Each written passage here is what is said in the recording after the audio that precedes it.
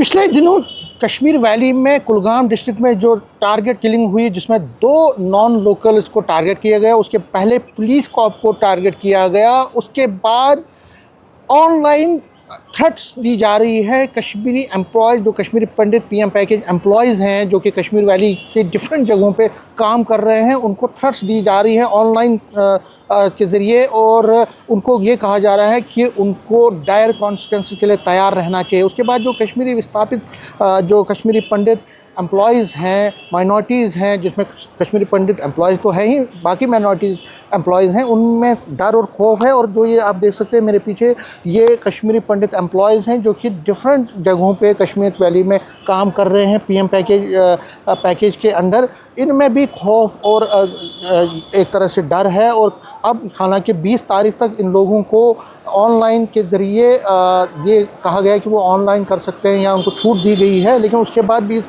अगस्त के बाद क्या इनका होने वाला है, उस पर इनको बहुत फ़िक्र है। इन्हीं से बात करते हैं और जानने की कोशिश है क्या क्या इश्यूज़ हैं और क्या चाहते हैं। आप अपना नाम बताएं। मेरा नाम सन्नी रैना है और मैं पीएम पैकेज एम्प्लॉय हूँ। 2010 में जब ये पैकेज अनाउंस हुआ था, लगभग 1400 लोग हम वैली में गए थे। उस टाइम ये बहुत बड़ी एक्सरसाइज थी कि 1400 लोग कश्मीर में जाना 90s की हालात के बाद। और हमने जब ये स्टेप उठाया था तो बहुत सारे लोगों ने हमें बोला कि आप मत जाइए, वहाँ हालात ठीक नहीं है, लेकिन फिर भी हम गए। तो सरकार की ये जिम्मेवारी थी कि अगर हमने एक स्टेप बढ़ाया, वहाँ कश्मीर के लिए हम गए, उन्हें हमारा सोचना था। आज 16 साल हो गए हैं, पूरा पैकेज वैसे का वैसा ही है। चाहे आप सर्विस रिलेटेड देख लीजिए, आप ट्रांसफ़र पॉलिसी के हिसाब से देख लीजिए, आप एकोमोडेशन के हिसाब से देख लीजिए, हमारी सिक्योरिटी के हिसाब से देख लीजिए। सिर्फ पेपर वर्क हो रहा है, कोई ऑन ग्राउंड कुछ नहीं हो रहा है। सिर्फ हमारे लिए बातें हो रही हैं, डिबेट शोज़ में हो रही है, मीटिंग्स हो रही है, लेकिन ग्राउंड पे हम सफ़र कर रहे हैं। हमारे परिवार वाले अभी भी टेंशन में हैं। जो ये थ्रेट लेटर्स आई हुई हैं, पहले तो जब मिलिटेंसी का टाइम था, जब 2016 या 2021 से पहले, तो कश्मीरी पंडित को, माइनॉरिटी को टारगेट नहीं किया जाता था। पर्सनली उसके लिए ये चिट्ठियाँ नहीं आती थी with name, with phone number, with image, ऐसा कुछ नहीं था। आज सीधे हमारे नाम से चिट्ठियां आ रही हैं, हमें डराया जा रहा है। तो सरकार को ये सोचना चाहिए, स्पेशली जो सिक्योरिटी एजेंसीज़ हैं उनको ये देखना चाहिए कि ये चिट्ठियां वाकई आ कहाँ से रही है। ये सोशल मीडिया, मोबाइल नंबर भी है विद नेम, वही तो बोल रहा हूँ। आप सोचिए, जिन लोगों के नाम आए उनके पेरेंट्स किस हाल में होंगे। वो बच्चे तो घर से बाहर नहीं निकलेंगे। बेशक सरकार ने बोल दिया कि 20 तारीख तक आप अंदर बैठिए, लेकिन 20 के बाद क्या? ये तो सवाल है ना कि अगर आप 20 तारीख तक उनको बोल रहे नहीं, ये तो प्रॉपर सोचना है। वैसे मैं ये भी बोलना सही नहीं है, 80% लोग हमारे रेंट पे रह रहे हैं। 80%, 20% लोग ही सिर्फ गवर्नमेंट अकोमोडेशंस में हैं, 80% लोग रेंट पे रह रहे हैं। और सरकार को चाहिए कि जितनी जल्दी हो सके उनको अकोमोडेट किया जाए। अकोमोडेशन तो कोई सोल्यूशन है नहीं टारगेट किलिंग के लिए, लेकिन फिर भी आप कहीं बैठ के इतने सारे लोगों को अगर कहीं किसी कैंप में शिफ्ट करते हैं तो आप सिक्योरिटी दे सकते हैं, वरना ये सारी एक्सरसाइज मेरे को लगता है ये वेस्ट है। लेकिन इसमें एक चीज़ भी है, जैसे आप कहते हैं कि कैंपस में सिक्योरिटी दीजिए, लेकिन उनको ऑफिस में भी जाना है, उनको बाहर भी जाना है। तो कहीं ना कहीं आपको लगता है जब तक कि ये हालात सिक्योरिटी के ठीक नहीं होते, तब तक रिलोकेशन या कोई ऑनलाइन घर में ही अगर काम करने की इजाज़त दीजिए। सर, जब 2021 में राहुल भट्ट की जब किलिंग हुई थी, वो ऑलरेडी अकोमोडेशन में रहते थे शेखपुरा में, और डीसी ऑफिस, ये तहसील ऑफिस में उनकी किलिंग हुई।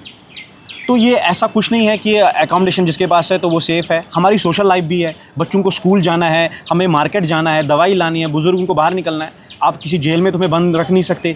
इसलिए इनको पहले एक प्रॉपर एक रोड मैप बनाना चाहिए। अगर वाकई उनको ये चाहते हैं कि कश्मीरी पंडित वहाँ वापस रहे, सेफ़ रहे, जब तक सिक्योरिटी सिनेरियो वहाँ ठीक नहीं होता है, उनको घर से उनसे काम ले, उसके बिना कश्मीरी वहाँ सेफ़ नहीं है। आपका नाम सर? मेरा नाम अमित कौल है। मैं भी अमित जी, आप पीएम पैकेज में हैं। ये बताइए कि जब से ये थ्रेट्स आई है दोबारा, कितना खौफ है जो ये एम्प्लॉयज़ हैं, खासकर फीमेल हो मेल हो, कितना खौफ है? देखिए सर, जो ये 2022 की त्रासदी हुई, जब राहुल भट्ट की किलिंग हुई, उसके बाद हम लोगों ने बड़ी मुश्किल से अपने आप को थोड़ा सा डाल लिया था सिचुएशन में। हमारे माइंड में चीज़ें चल रही थी, नहीं चल रही थी, लेकिन ऑफिस जा रहे थे, हम लोग काम भी कर रहे थे। लेकिन ये जो फिर से टारगेट किलिंग का ये जो अभी थ्रेट लेटर्स आए, नाम, नंबर, डिपार्टमेंट, हर एक चीज़ पे मेंशन की गई है।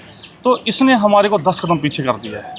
हम लोग सिर्फ एक ही चीज़ मांगते हैं इनसे कि अगर आपने हमें कश्मीर लेके गए, आपने हमें वहाँ पे जॉब्स दी, उसके बाद आपने क्या सिक्योरिटी ये सोचा कि ये किस सिक्योरिटी में रह रहे हैं नहीं रह रहे।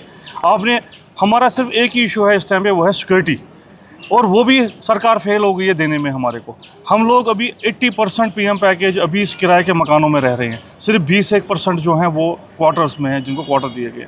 तो उस 80% को कैसे इंश्योर आप करेंगे, सिक्योरिटी कैसे इंश्योर करेंगे आप? तो अभी क्या डिमांड है आपकी? अभी सर यही डिमांड है कि हमें वर्क फ्रॉम होम दे दिया जाए जब तक कि हालात कंट्रोल में ना आए। और सर हमारा सबसे बड़ा ये है कि जो क्वार्टर्स हैं, एटलीस्ट जैसे हमारे संगी जी ने बोला कि क्वार्टर्स में शिफ्ट कर दिया जाए जल्द से जल्द, जबकि बहुत सारी जगहों पे क्वार्टर्स रेडी है। एटलीस्ट हमें सिक्योर एक माहौल मिले, एक जगह हम बैठे, चाहे हम हमें अंदर ही रखिए, पर कम से कम ज़िंदा तो रहे। कि गवर्नमेंट ये चाहती है कि हम लोग कोई और शहादत यहाँ पे हो जाए, उसका वेट कर रही है गवर्नमेंट। आपका नाम सर? मेरा अमित जाड़ू है। अच्छा, देखिए, मैं ये बता दूं, ये पहली बार नहीं हुआ है ऐसा कि ये threat letters along with mobile number आया है। इससे पहले अगर आपको याद होगा, ZPHQ के कुछ एम्प्लॉइज़ का नाम आया था, उनके भी मोबाइल नंबर आए थे, उसके साथ हाँ विद इमेज आया था। अगर आपने देखा उनका जो बैकग्राउंड था उसमें इमेज थे उनके। ये फ़ोटोज़ कहाँ से जा रहे हैं, ये नंबर कहाँ से निकल रहे हैं, ये नाम कहाँ से निकल रहे हैं, सबसे पहले हमें ये देखना है। ये गवर्नमेंट को ये देखना है, सरकार को ये देखना है, ये आउट कहाँ से हो रहा है। और जैसे आपने बोला अभी, ये खाली किसी क्वार्टर की बात नहीं है। ये एक एम्प्लॉय जो है वो एक एम्प्लॉय नहीं है, उसके साथ 4 बंदे जुड़े हुए हैं, मतलब ये पूरी फैमिली है। तो ये खाली 6000 लोग नहीं है, ये आप ठीक है कितनी फैमिलीज बनती है। और अगर ये एक बंदे का भी नाम आता है, ये पूरा का पूरा पैकेज जो है वो इन्वॉल्व हो जाता है। थ्रेट की बात करूँ मैं, इस टाइम पे वाकई में कश्मीर में कोई भरोसा नहीं है, किसी भी प्रांत में कोई भरोसा नहीं कब क्या हो जाए। कभी लोकल्स को मारा जाता है, कभी पुलिस वाले को मारा जाता है जिसके पास ऑलरेडी वेपन है। जब उसको नहीं छोड़ा गया तो हमारे पास वो चाकू भी नहीं है, तो हम क्या करें। तो थ्रेट इस टाइम पे बहुत ज़्यादा है। सरकार से मैं विनती करता हूँ, निवेदन करता हूँ कि जितनी जल्दी हो सके हमें एक सेफ़र जोन दे, जहाँ पे हम काम भी कर सकें और जहाँ पे हम रह भी सकें।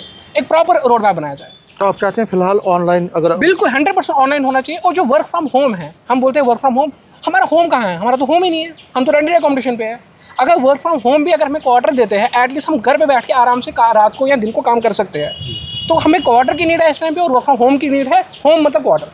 Thank you. तो ठीक है, तो देख सकते हैं ये जो पीएम पैकेज एम्प्लॉयज़ हैं कह रहे हैं कि अभी के जो हालात हैं उस हालात में सरकार को उनके बारे में सोचना पड़ेगा, रिलैक्सेशन देनी पड़ेगी। वर्क फ्रॉम होम भी हो सकता है, उसमें एक अल्टरनेटिव, रिलोकेशन भी एक अल्टरनेटिव है। और इसके साथ साथ जो वहाँ पे रेंटेड अकोमोडेशन में लोग रहते हैं उनको जल्द से जल्द वहाँ पे अकोमोडेशन दी जाए, ताकि सिक्योर अकोमोडेशन दी जाए, ताकि वो इनसिक्योर फील ना करे। नेटवर्क 18 के लिए मैं समीर भट्ट। क्या खोसा फोटो ही नहीं है। ठीक है, माफ नहीं तो क्या घूमो तो इससे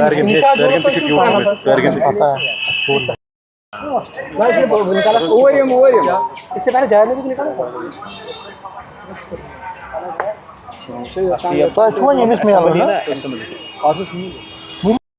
वहीं सो वह आज बतर अजी वापस या तरह सुबह वापस। तो कल की डेट में, परसों डेट में आज से मिलूंगा। मतलब से यार उसने मुझे नंबर डेट भी दे दिया है लेटर का, जो है कम्युनिकेशन। तो उस पर हम थोड़ा काम करेंगे, पुशअप करेंगे, थोड़ा सा उसको बोलेंगे।